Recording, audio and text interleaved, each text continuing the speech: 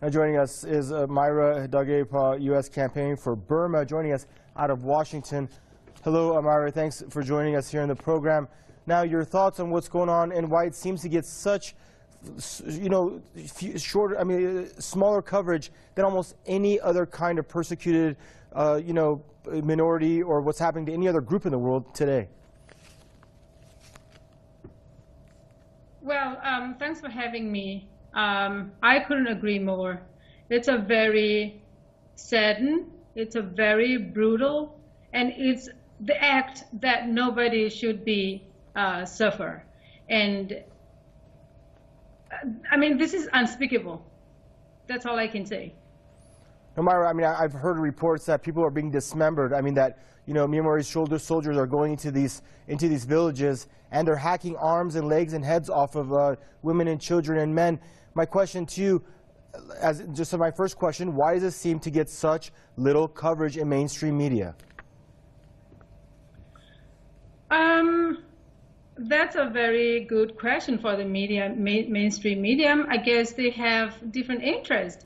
They're interested in more of the government and the military because they get to make money, they get to do business, they get their piece of pie, they get everything they wanted. So why would they want to go against the people that they are benefited from?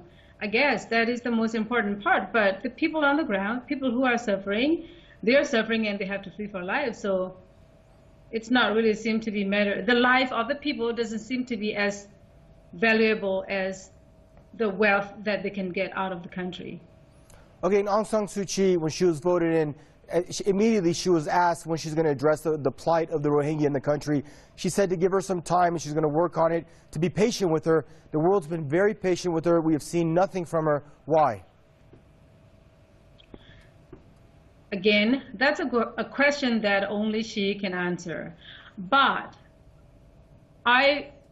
what I wanted to see more is her leadership, her will to speak out about the basic human rights.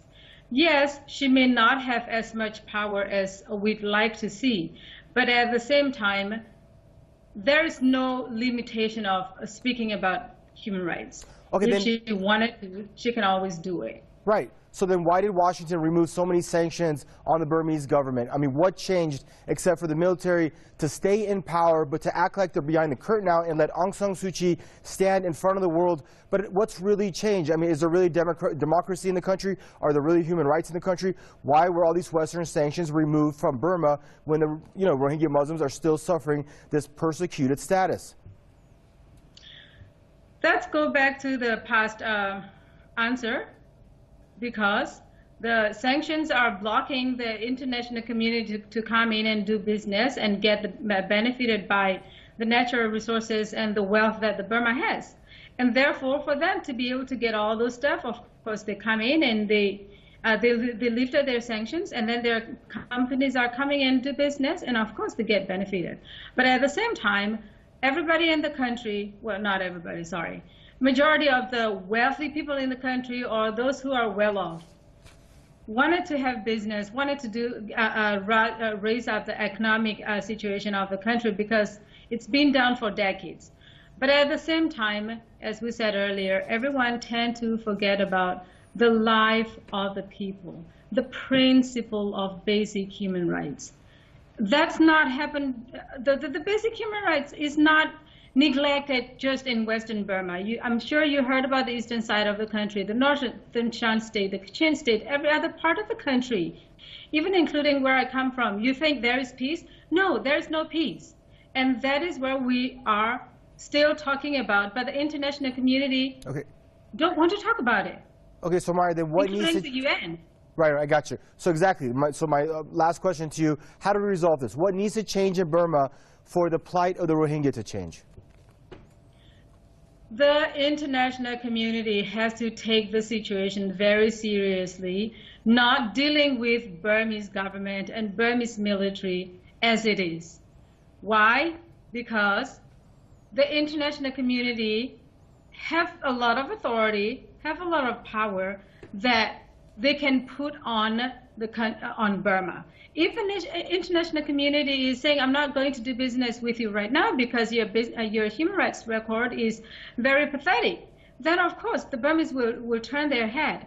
But at the same time, the UN has been having Burma-specific resolution for more than 20 years. Did they implement those resolutions one single time? They didn't. The UN doesn't have a tooth. Don't even say the teeth. So the UN has to be getting very serious, so as other countries.